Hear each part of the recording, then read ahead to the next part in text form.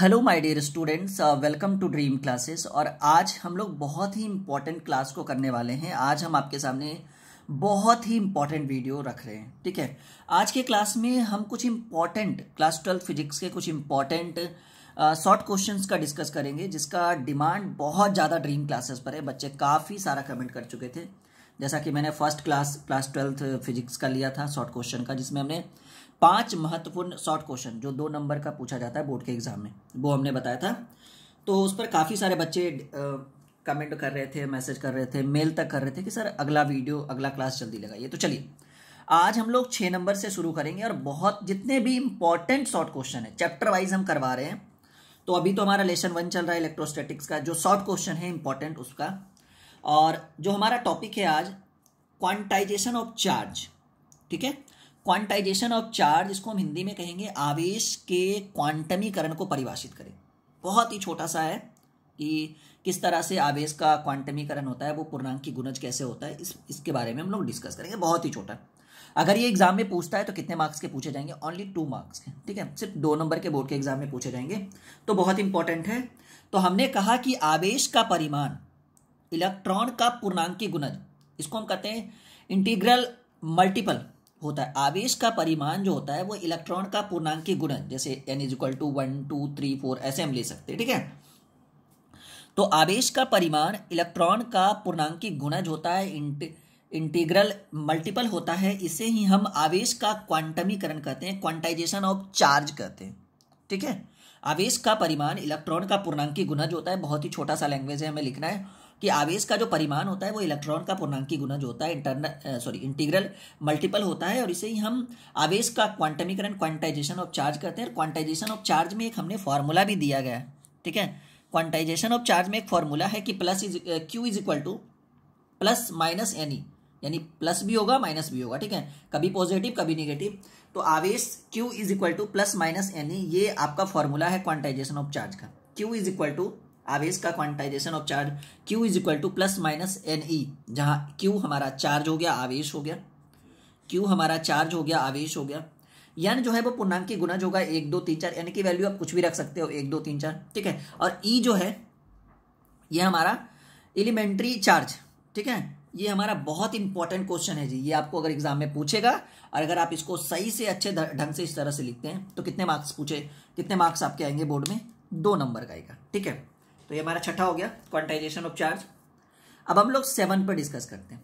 ये हमारा 7 नंबर क्या है, बहुत अच्छा ये समझ गया ना, Q क्या है, N क्या है, E क्या है। ठीक है, 7 नंबर आपके स्क्रीन पे रखते हैं। 7 नंबर में कहा गया है कि कूलाम्बिक बल को केंद्रीय बल कहा जाता है। ये पूछा गया, ये प्रीवियस ईयर्स क्वेश्चन है कि कूलाम्बिक बल को केंद्रीय बल कहा जाता है, इसका क्या रीजन है? कूलाम्बिक बल को केंद्रीय बल कहा जाता है, क्यों, ये हमें बताना है। तो हमने कहा कि किन्हीं दो आवेशों के बीच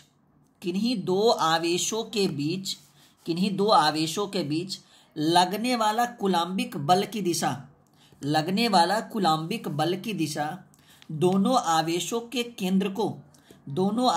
के केंद्र को मिलाने वाली रेखा की ओर होता है, ऐसे। ठीक है, अगर 2 आवेश ऐसे हैं तो इसको मिलाने वाली रेखा के केंद्र की ओर होता है और ये ऐसे चला जाएगा और आगे बढ़ जाएगा, ऐसे देखिए। ठीक है, पॉइंट ऑफ नोटेड ये 2, पहले हम इसको पढ़ लेते हैं। किन्हीं 2 आवेशों के बीच लगने वाला कूलाम्बिक बल की दिशा दोनों आवेशों के केंद्र को मिलाने वाली रेखा की ओर होता है, इसलिए कूलाम्बिक बल को केंद्रीय बल कहते हैं। 2 आवेश है, उसको मिलाने वाली एक रेखा ऐसे है, तो इसका जो मिलाने वाली रेखा की ओर होता है कि दोनों आवेशों के केंद्र को, ये 2 आवेश है, इसको एक मिलाने वाली रेखा है और ये बिल्कुल ऐसे और आगे बढ़ जाएगा ऐसे। ठीक है, तो इसी केंद्र की ओर होता है, इस कारण से कूलाम्बिक बल को केंद्रीय बल कहा जाता है। किन्हीं 2 आवेशों के बीच लगने वाले कूलाम्बिक बल की दिशा जो होगा दोनों आवेशों के केंद्र को मिलाने वाली रेखा की ओर होती है, इसलिए कूलाम्बिक बल को केंद्रीय बल कहा जाता है। और हाँ, आप इस तरह के हैंड रिटन नोट्स को भी परचेज कर सकते हैं। ड्रीम क्लासेस के ऑफिशियल वेबसाइट पे जाइए, ड्रीम क्लासेस के लर्निंग ऐप पर जाके भी आप सेल कर सकते हो। बहुत सारी चीज़ें आपको वहाँ पे कंप्लीट कोर्स मिल रहा है। साथ में आप ड्रीम क्लासेस के होम पेज पे जाइएगा तो आपको ऊपर में ही हेल्पलाइन नंबर मिल जाएगा। ठीक है, ड्रीम क्लासेस के होम पेज पे जाइएगा, ऊपर जाइएगा, हेल्पलाइन नंबर रहेगा लिखा हुआ। ठीक है, हमारा ऐप भी है प्ले स्टोर पर, सेम किस नाम से, ड्रीम क्लासेस के नाम से, जहाँ पे 9, 10th, 11, 12 नीट, जेई, जो बच्चे सीबीएसई से हैं इंग्लिश मीडियम से, वो भी हमारे ऐप पे जाकर कोर्स परचेज कर सकते हैं, सेल कर सकते हैं। 8 नंबर क्वेश्चन, आवेश के आयतन घनत्व को परिभाषित करें। इसको रो कहते हैं जी। आवेश के आयतन घनत्व को परिभाषित करें तो हमने कहा कि प्रति एकांक आयतन में, ये क्वेश्चन हो चुका है पीछे क्लास में भी हमने पढ़ा दिया बच्चों को, कि प्रति एकांक आयतन में क्षेत्रफल घनत्व रहेगा तो प्रति एकांक क्षेत्र, लंबाई रहेगा तो प्रति एकांक लंबाई में, बस थोड़ा सा डेफिनेशन चेंज होता है। तो हमने कहा कि प्रति एकांक आयतन में आवेश के परिमाण को, प्रति एकांक आयतन में आवेश के परिमाण को आवेश का आयतन घनत्व कहा जाता है। ये थोड़ा सा और होना चाहिए, हाँ अभी और है, इसको अच्छे से डेफिनेशन करेंगे कि प्रति एकांक आयतन में आवेश के परिमाण को आवेश का आयतन घनत्व कहा जाता है। और इसको और आगे देखिए, हमने कहा था कि इसको हम किस चीज से करते हैं सूचित जी, रो से सूचित करेंगे। आवेश के आयतन घनत्व को, इसको लिख देते हैं पूरा, हाँ, आवेश के आयतन घनत्व को हम रो, ये रो है, रो से सूचित किया जाता है, करते हैं या सूचित किया जाता है, सॉरी एक सेकंड, इसको हम किस चीज से डिनोट करेंगे, रो से डिनोट करेंगे, हाँ जी। आवेश के आयतन घनत्व को रो से सूचित किया जाता है, अतः आवेश का आयतन घनत्व रो बराबर Q बटे V। Q जो हो गया वो हमारा आवेश हो गया, V जो है हमारा वॉल्यूम हो गया, आयतन हो गया। अगर क्षेत्रफल घनत्व रहता है तो यहाँ पर A होता, लंबाई घनत्व रहता है तो यहाँ पर एरिया होता, सॉरी L होता, ठीक है। तो यहाँ पर हमने लिखा कि अतः आवेश का आयतन घनत्व रो बराबर जो फॉर्मूला बनेगा वो हमारा Q बटे V होगा। अब आपको पता है कि Q क्या है, Q हमारा आवेश है, V जो है वो हमारा विभव नहीं है, ये हमारा वॉल्यूम है, आयतन है। अब देखिए यहाँ से एक फॉर्मूला, सॉरी यहाँ पर एक ऑब्जेक्टिव बना कि इसका एसआई मात्रक कूलाम प्रति मीटर, इसका एसआई मात्रक कूलाम प्रति मीटर, ठीक है, कूलाम पर मीटर क्यूब, कूलाम प्रति मीटर घन होता है, कूलाम पर मीटर क्यूब। ये ऑब्जेक्टिव बन गया 1 नंबर का, ठीक है। तो ये आपको एग्जाम में पूछ सकता है। तो आवेश के आयतन घनत्व को हम रो से सूचित करते हैं, इसका आयतन घनत्व रो बराबर, फॉर्मूला भी ऑब्जेक्ट एग्जाम में पूछ सकता है कि आवेश का आयतन घनत्व रो बराबर क्या होता है, तो हम कहेंगे Q बटे V। Q जो होगा हमारा आवेश होगा, V जो है हमारा वॉल्यूम होगा, आयतन होगा, और इसका एसआई मात्रक कूलाम प्रति मीटर, ठीक है, पीछे कोई दिक्कत नहीं, कूलाम पर मीटर क्यूब होता है। ये बहुत इंपॉर्टेंट टॉपिक है। अब देखिए एक बहुत इंपॉर्टेंट क्वेश्चन हमने आपके सामने रखा है, मे बी ये 5 नंबर में भी पूछ सकता है, लेकिन हम इसको शॉर्ट क्वेश्चन में ही रख रहे हैं ताकि दिक्कत ना हो, बच्चे पढ़ ले, चलो भाई, अरे क्या फ़र्क पड़ता है, ये 2 में पूछे 5 में पूछे, और अच्छी बात है हमने 2 समझ के पढ़ा, 5 नंबर का पूछ लेगा, ठीक है, दोनों हाथ में लड्डू आ जाएगा। चलिए नीचे हेल्पलाइन नंबर है, बाकी आपको जो भी डिटेल चाहिए आप बिल्कुल कर सकते हो।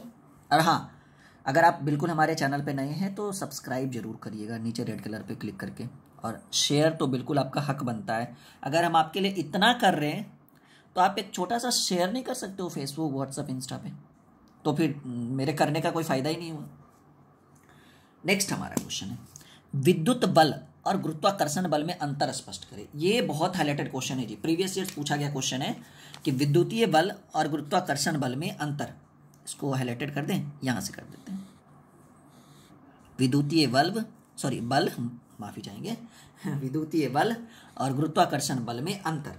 तो देखिए हमने ऑलरेडी इस चीज को पढ़ा दिया है क्लास में, ऐसा नहीं कि नहीं पढ़ा है, पर एक सीरीज चला रहे शॉर्ट क्वेश्चन की ताकि बच्चे कवर कर सके 100%, ठीक है, दोबारा रुके ना। विद्युतीय बल और गुरुत्वाकर्षण बल में अगर अंतर स्पष्ट करने की बारी है तो हमने कहा विद्युतीय बल में आकर्षण और प्रतिकर्षण दोनों होता है। इलेक्ट्रिक फोर्स, विद्युतीय बल में आकर्षण भी होगा, अट्रैक्शन भी होगा, आकर्षण भी होगा और प्रतिकर्षण होगा। लेकिन आपको पता है कि गुरुत्वाकर्षण बल में सिर्फ आकर्षण होता है, वो अपनी ओर खींचता है। आपने कभी देखा है कि पृथ्वी से कोई आदमी ऊपर की ओर जा रहे हैं? क्यों? क्योंकि पृथ्वी में ग्रेविटेशनल बल होता है, गुरुत्वाकर्षण बल होता है। और गुरुत्वाकर्षण बल के लिए सबसे ज्यादा इंपॉर्टेंट चीज है मास, द्रव्यमान। अगर आपके पास द्रव्यमान है तभी आप गुरुत्वाकर्षण बल का अनुभव करेंगे, अतः अगर आपके पास द्रव्यमान नहीं है तो आप गुरुत्वाकर्षण बल का अनुभव नहीं कर सकते, बिल्कुल सोच भी नहीं सकते उस चीज के लिए। तो विद्युतीय बल में आकर्षण और प्रतिकर्षण दोनों होता है, गुरुत्वाकर्षण बल में केवल आकर्षण होता है, केवल अट्रैक्शन होता है, प्रतिकर्षण कुछ नहीं होता है। देखिए विद्युतीय बल माध्यम पर निर्भर करता है। सिंपल सी बात है कि विद्युतीय बल, जैसे आप धारा किस चीज में प्रवाहित कर रहे हो, पानी में कर रहे हो, निर्वात में कर रहे हो, शीशे में कर रहे हो, ठोस में कर रहे हो, द्रव में गैस कर रहे हो, तो विद्युतीय बल जो होता है वो माध्यम पर डिपेंड करता है। जिस चीज से मानकर चलो कि अगर आपने ऐसे अगर आपके हाथ में पानी नहीं लगा, एकदम सूखा हाथ है, आपने ऐसे छुआ, टच करा कोई वायर को, तो झटका लगेगा। अगर हाथ में पानी ले लो उसके बाद वायर को छुओ तो फिर एकदम बिल्कुल अच्छा फील होगा, नहीं? यानी सिंपल सी बात है कि विद्युतीय बल माध्यम पर निर्भर करता है कि वो धारा किस चीज से प्रवाहित हो रहा है, किस माध्यम से, ठीक है। लेकिन गुरुत्वाकर्षण बल माध्यम पर निर्भर नहीं करता, इसके लिए तो सिर्फ और सिर्फ द्रव्यमान चाहिए, ठीक है। तो गुरुत्वाकर्षण बल माध्यम पर निर्भर नहीं करता। और जब भी हमारी क्लासेस करने के लिए आप आइए तो एक पेन और एक पेपर लेकर आइए, वरना नहीं भी आइएगा तो कोई दिक्कत नहीं है, ठीक है। चैट पे ध्यान नहीं देना है, हमारे क्लास पे ध्यान देना है, बहुत इंपॉर्टेंट हम लोग करवाते हैं, ठीक है। चलिए, तीसरा हमने लिखा कि विद्युतीय बल का मान गुरुत्वाकर्षण बल की तुलना में अधिक होता है। ऑब्वियसली सिंपल सी बात है कि विद्युतीय बल हमेशा बड़ा होगा गुरुत्वाकर्षण बल से। तो सिंपल सी बात है, इधर हमने ऐसे लिख दिया कि गुरुत्वाकर्षण बल का मान विद्युतीय बल के मान की तुलना में कम होता है, ये ठीक है। विद्युतीय बल का मान गुरुत्वाकर्षण के बल की तुलना में अधिक होता है, तो ये क्या होगा, ऑब्वियसली कम होगा। अगला कहेंगे विद्युतीय बल सार्वत्रिक नहीं होता है, यूनिवर्सल नहीं होता है, लेकिन ये गुरुत्वाकर्षण ग्रेविटेशनल फोर्स जो है ये यूनिवर्सल होता है, सार्वत्रिक, ठीक है। विद्युतीय बल सार्वत्रिक यानी यूनिवर्सल नहीं होता है, लेकिन ये जो होगा गुरुत्वाकर्षण बल सार्वत्रिक यानी यूनिवर्सल होता है। पांचवा हमने कहा कि विद्युतीय बल आवेश के कारण होता है, ठीक है। आप देखिए ये बात जो हम कह रहे थे कुछ मिनट पहले कि विद्युतीय बल आवेश के कारण होता है, लेकिन ग्रेविटेशनल फोर्स गुरुत्वाकर्षण बल, इसके लिए क्या चाहिए, हमें सिर्फ और सिर्फ एक चीज चाहिए और वो चीज है द्रव्यमान।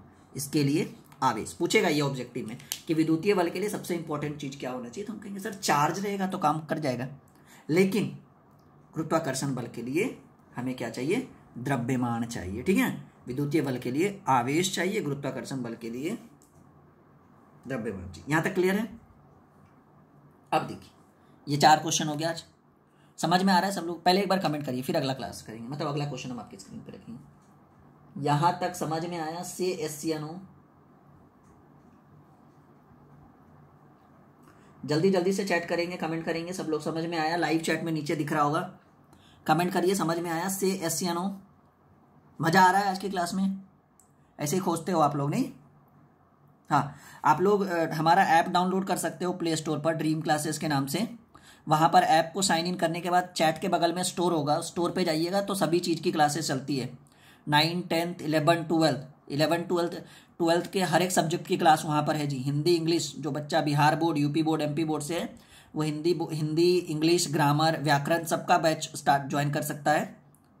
साथ ही साथ फिजिक्स केमिस्ट्री बायो मैथ सभी के, मतलब टोटल नीट की भी तैयारी करवाई जा रही है। सीबीएसई के भी बच्चे जाएंगे जो इंग्लिश मीडियम से हैं आपके फ्रेंड सर्किल में, वो भी जाएंगे वहाँ पर, ठीक है। मोस्ट बीबीआई क्वेश्चन ये हमने क्लास में नहीं करवाया था, लेकिन आज यहाँ पे करवा रहे हैं। हमने क्लास में नहीं करवाया था, लेकिन यहाँ पे करवा रहे हैं। प्रिंसिपल ऑफ सुपरपोजिशन, ठीक है, अध्यारोपण का सिद्धांत, नोट करिए कॉपी में, हमने लिख दिया ऊपर, most VVI question. Principle of superposition, अध्यारोपण का सिद्धांत। चले आगे बढ़े, इसको थोड़ा लाल पीला कर दे, झंडी मुंडी। हाँ, प्रिंसिपल ऑफ सुपरपोजिशन, अध्यारोपण का सिद्धांत को परिभाषित करें।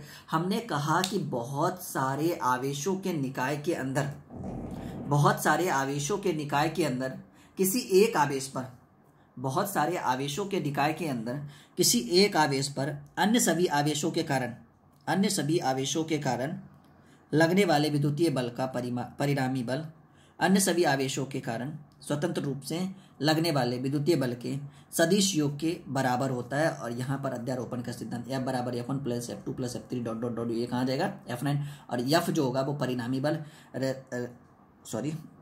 रिजल्टेंट फोर्स होता है। और ये देखिए फिगर है हमारा, इस तरह से आपको फिगर बनाना है। और ये में भी आपको 2 नंबर में पूछ दे, 5 नंबर में पूछ दे तो और अच्छी बात है, नहीं सोने पे सुहागा, टेंशन नहीं लेना है। एक बार इसको फिर से ऊपर समझाना चाहेंगे। फिगर आप देख लिया आपने, देखिए सभी परिणामी बल के योग के बराबर है, यहाँ से सभी जा रहा है ना, ये F1 F2 F3 F4 dot dot dot, ये F9 तक जाएगा, ठीक है, मतलब इन्फिनिटी अनंत तक चलेगा। तो प्रिंसिपल ऑफ सुपरपोजिशन में हमने फिर से एक बार इसको देख लेते हैं ताकि समझ में आना चाहिए। हमने लिखा कि बहुत सारे आवेशों के निकाय के अंदर, बहुत सारे आवेशों के निकाय के अंदर किसी एक आवेश पर अन्य सभी आवेशों के कारण लगने वाले विद्युतीय बलों का परिमाण अन्य सभी आवेशों के कारण स्वतंत्र रूप से लगने वाले विद्युतीय बल के सदिश योग के बराबर होता है, अध्यारोपण का सिद्धांत कहलाता है। ठीक है, ये हमारा फॉर्मूला पूछेगा प्रिंसिपल ऑफ सुपरपोजिशन का, तो आप ये फॉर्मूला दोगे। ठीक है, कि कौन सा आवेश के अध्यारोपण का सिद्धांत अध्यारोपण का सिद्धांत कौन सा है, तो हम कहेंगे एफ वेक्टर बराबर F1 + F2 dot dot dot dot F9 तक चलेंगे। और ये एफ वेक्टर जो हमारा ये रिजल्टेंट फोर्स परिणामी बल है। ठीक है, तो आज के क्लास को यहीं पे रखते हैं, लेकिन एक चीज़ याद रखिए, अगर आपको हैंड रिटन नोट्स चाहिए, जो आपको स्क्रीन पे दिख रहा है ना, इस तरह का नोट्स चाहिए, तो आप बिल्कुल ड्रीम क्लासेस से कांटेक्ट कर सकते हो, बिल्कुल। ठीक है, हमारी टीम क्लियर बताना चाहते हैं, हमारी टीम 9, 10, 11, 12 सभी के बच्चों को पढ़ाती है, और उसका एक कंप्लीट कोर्स अगर ज्वाइन करना चाहते हैं, और हर एक कोर्स में आपको हैंड रिटन नोट्स इस तरह का नोट्स बना हुआ रहेगा, तो कंप्लीट कोर्स ज्वाइन करना चाहते हैं तो एक सिंपल सा एडवाइस कि ड्रीम क्लासेस का ऐप डाउनलोड करिए प्ले स्टोर से। ऐप को डाउनलोड करने के बाद आपको कहाँ पे जाना है, स्टोर वाले ऑप्शन पे जाना है। यहाँ पे हम अपना हेल्पलाइन नंबर लिख देते हैं ताकि बच्चों को दिक्कत ना हो।